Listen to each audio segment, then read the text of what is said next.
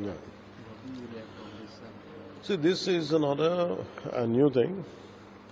Um See, the quality of prasad is always quite superior, and people, even if you get a small bite, also it's like a mahaprasad to everybody. That's what we all know.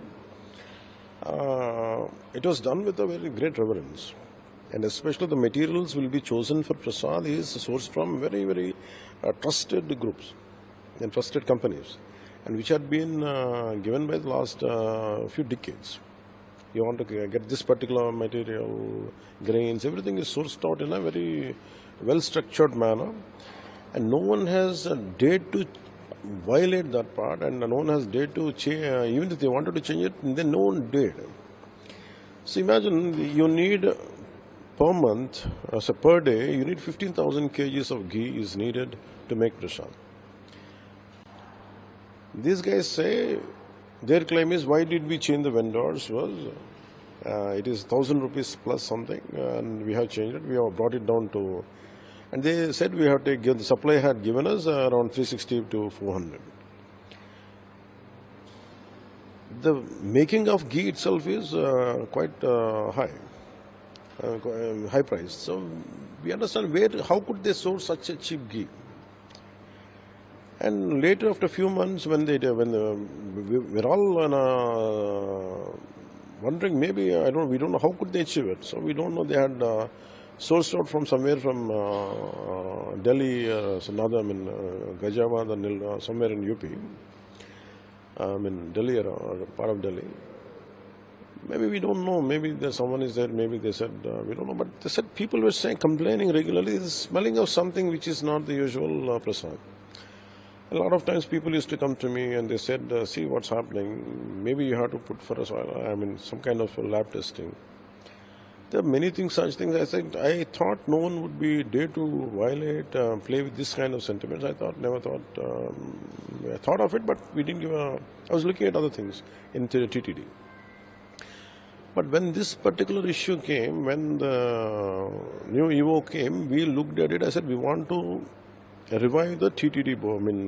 Whatever had been TTD, a lot of mismanaged had been done, misappropriation of funds had been done. They started a thing called Srivani Trust, and they don't know what these guys had done. Under I think TTD chairman was Mr. Subbareddy Garu, and EVO was Mr. Dharma Reddy. So we have been consistently raising our concerns regarding the quality of prasad and regarding the functioning of TTD itself, and of course other dharmic issues.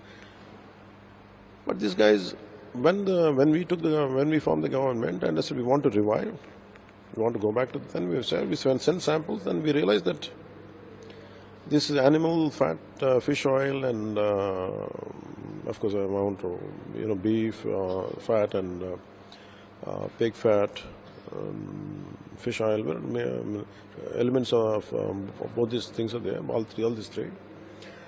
And we are quite hurt, quite in a state of shock. And people have taken it for granted to play that kind of games. Here it is, when people have no commitment and no value and no respect for the sanctity of a temple, and if they take charge, this is what exactly happens. In the name of politicking, they went for some substandard things, and that's the result of it. And on the top of it, there is a lot of. It's not just about prasad today. Maybe there were a lot of liquors were supplied, non-vegetarian was supplied, and people were having parties there. And if someone raises their voice, it will be with their muscle power. They used to keep them down, and all these things came out. I think there's a high time. That's the reason today morning I tweeted. I think there's a high time to everyone should come together. It's not about one prasad today. It's definitely shocking. It's hurt. I think we have to, because when governments and boards are not acting well, there should be some other monitoring mechanism in India, in Bharat. It should be Sanatana Dharma Parirakshana Board is the order of the day. It is very essential. That's what I feel. Because any kind of desecration happens to idols. The sanctity of the temples not been maintained, like TTD Prasad and all. And whatever the Agama Shastra says, the practices, the devotional practices, the method you pray, when they're not being practiced, I think a lot of mere political employments come into the picture. So there should be, I feel, the reason I had proposed for Sanatana Dharma Parirakshana Board is essential. The reason was, when you leave it to the political groups, there is more such incidents are likely to happen on a regular basis, which to thwart it and to find a permanent solution or to find a permanent method to mitigate, I think Sanatana Dharma Parirakshana Board, I think we should constitute. Maybe I'll speak to our cabinet and honorable CM also. I think I think I'll take it forward, this particular concept, and if you look at it, a lot of revolutionary concepts came under the leadership of Sri CBN Garu. And in the same manner, I think we will constitute something like Sanatana Dharma Parirakshana Board is essential. It is order of the day, and I'll take it up in the next meeting, in cabinet meeting, and with my colleagues and the honorable CM. Sir, across the situations. So, what's the Janasena stance on the one nation? It is not just about Janasena. Maybe every average member of this nation feels like constantly they're getting tired of these elections. Every time, imagine today is not just we are not just one country. We are a huge country, and somewhere in some part of the nation, election keeps on happening. The entire national discourse on channels, which is supposed to be on fundamental development, instead of leaving it for it is pre-poll, during poll, and post-poll. For every election, it takes away a quality time of 3 months, public discourse into elections.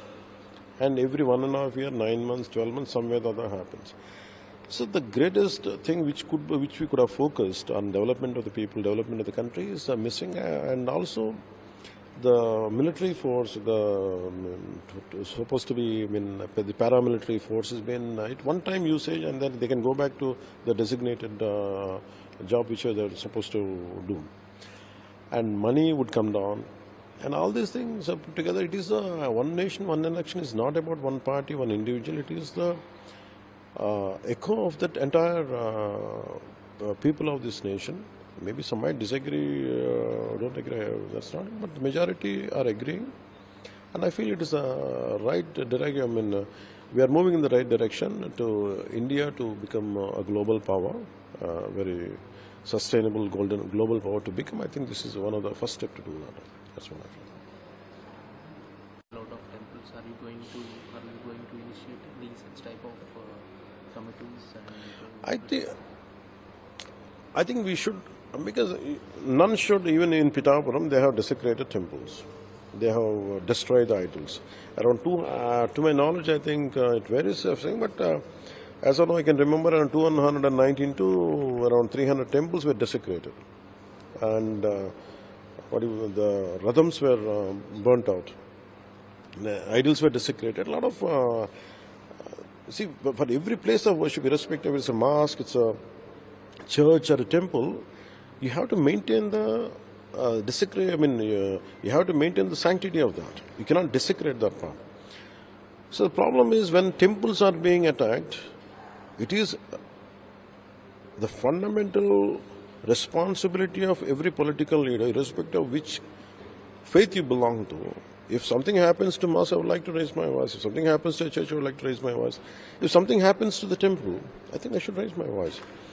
So this kind of approach had to be, this kind of consciousness had to be awakened. I think it is very essential for the integrity of our nation, I think, which is being neglected. I think it's a high time.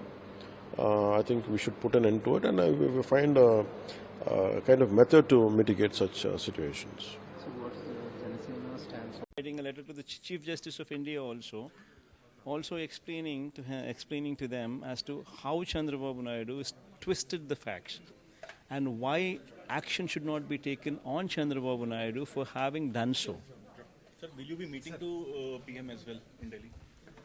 No, PM meeting is a separate story altogether. Me writing a letter to these institutional bodies, to the heads of the institutional bodies, that's a different story.